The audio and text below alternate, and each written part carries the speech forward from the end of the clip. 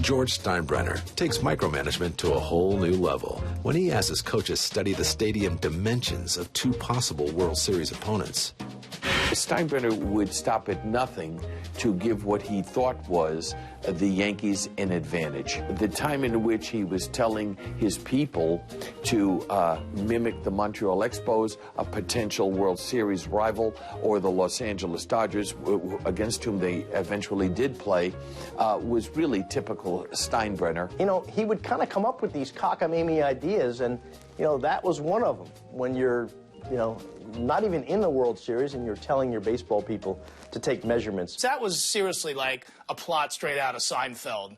Like, I could have seen him and said, Costanza, go get the measurements of Dodger Stadium now, and then there'd be some wacky adventure with, you know, him and Kramer. There is nothing, honestly, nothing you can tell me that George Steinbrenner did that would shock me.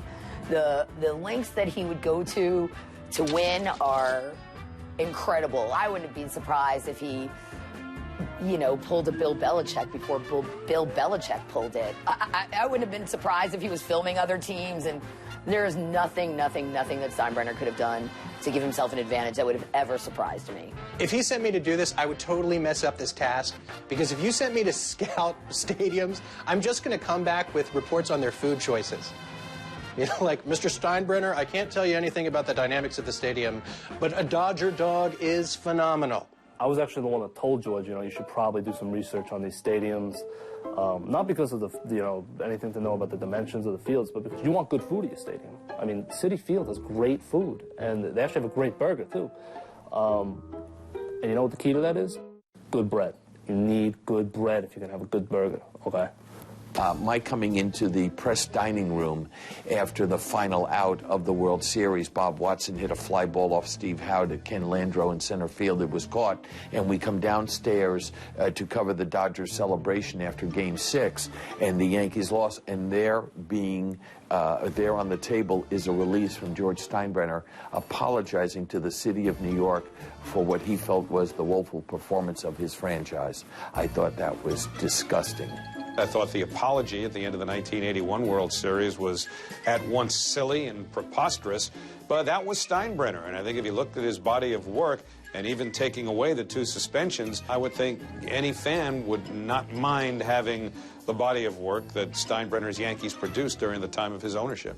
He felt that there was always something that people who were otherwise qualified to do weren't looking into or checking into, and that, you know, it was up to him to sort of determine what better action should be taken in a situation like that. It sort of typified how he ran the team for a long time.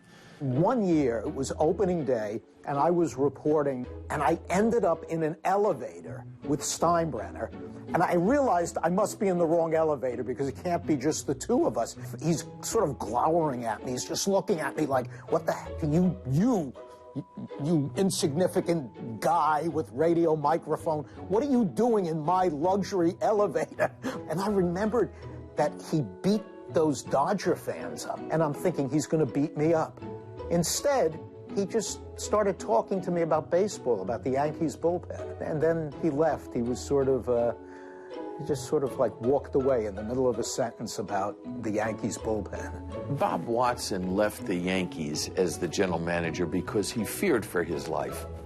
That he was afraid that he could die in the chair as general manager because of all of the micromanaging of George Steinbrenner. I was always astounded that Gene Michael lasted so long as general manager, because he would just take so much stuff from George Steinbrenner and have to push it away and protect his manager and his players from it.